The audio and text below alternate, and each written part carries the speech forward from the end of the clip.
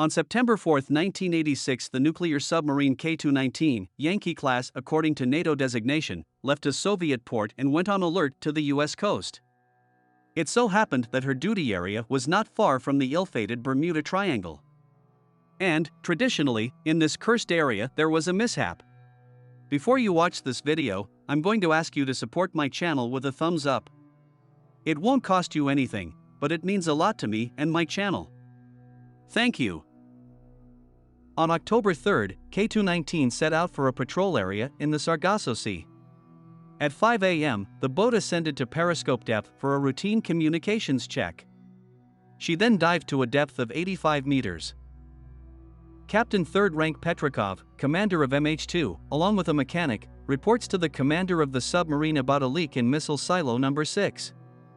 At 5:25, the commander gives the order to take the ship to a depth of 46 meters and start pumping water out of the silo, but during the surfacing preparations, the small leak turned into a creek.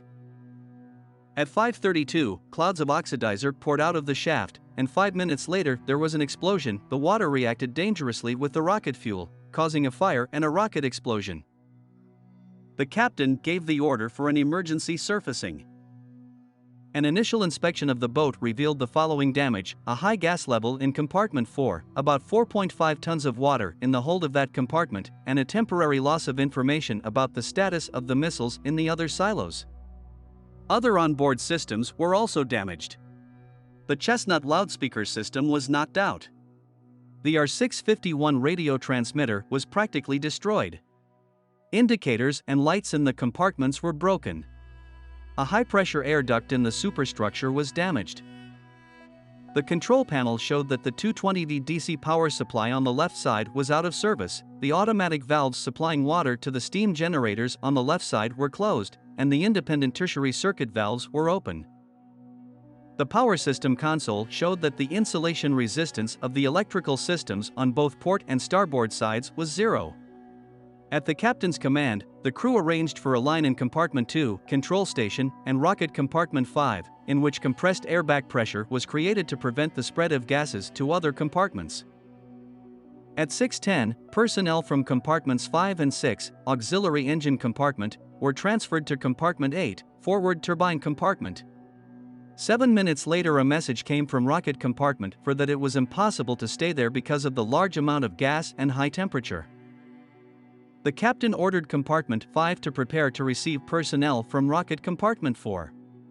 At 6:35, the personnel were removed from compartment 4, but 3 crew members remained there: Commander Petrikov and 2 sailors. After the personnel were removed from the 4th compartment at 6:45, a 2-man team was sent there to assess the situation and assist the 3 remaining crew members. Due to the heavy smoke, the team was unable to locate the commander of BS-2 and conduct a detailed inspection of shaft number 6. The bodies of sailors Karchenko and Smagliuk were recovered from the compartment.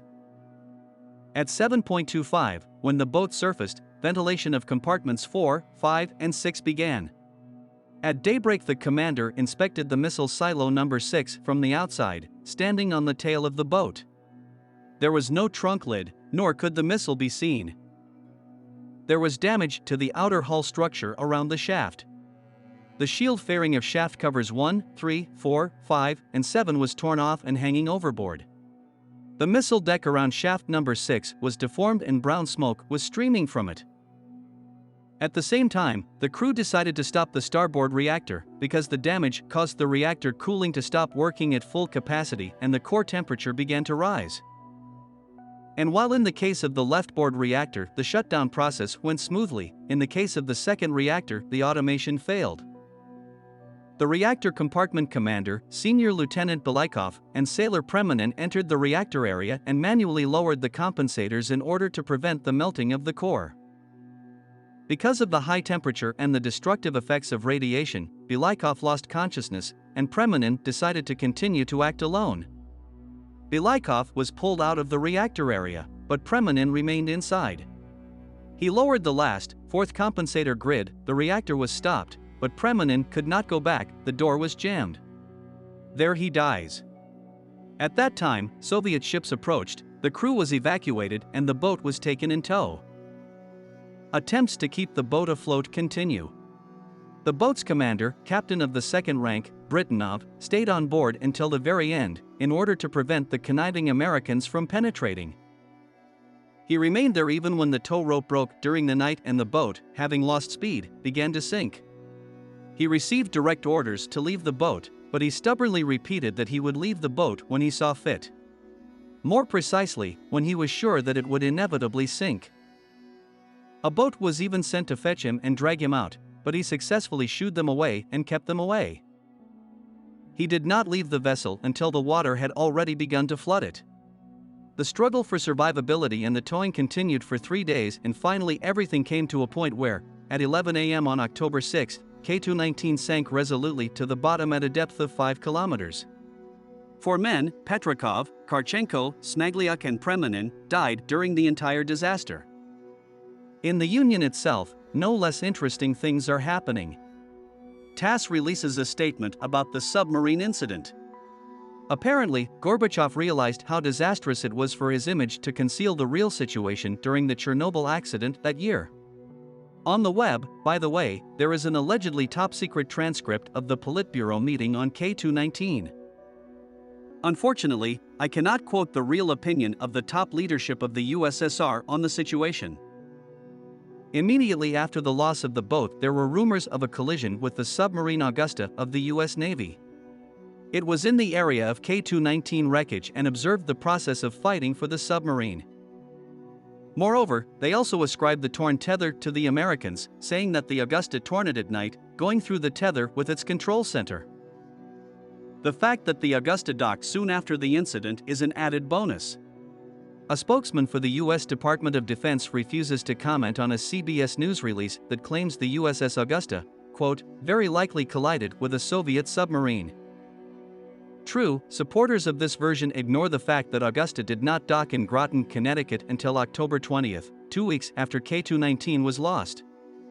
It is supposed that the American submarine collided with another boat, K2-79, Delta class, as the latter later returned to the Soviet docks for repairs. By the way, the US military do not deny that the Augusta, which cost $2.7 million to repair, was damaged, but they don't connect it with K2-19 or K2-79. It looks like they themselves don't know what they hit there. It is also unclear why the Americans did not return immediately for repairs if the collision did happen. The Augusta was nearby at the time of the accident, surfacing to periscope depth, and to the surface as well, and watching what was happening. Suppose she stayed afloat after she hit K2-19. But traces of the collision would have been clearly visible on the American boat, and they were not reported by the crews of the Soviet vessels involved in the rescue operation. Conspiracy theorists also claim that the collision was intentional and the Americans were pursuing their goals. However, the aims are not specified. Supporters of the conspiracy theory tactfully avoid them.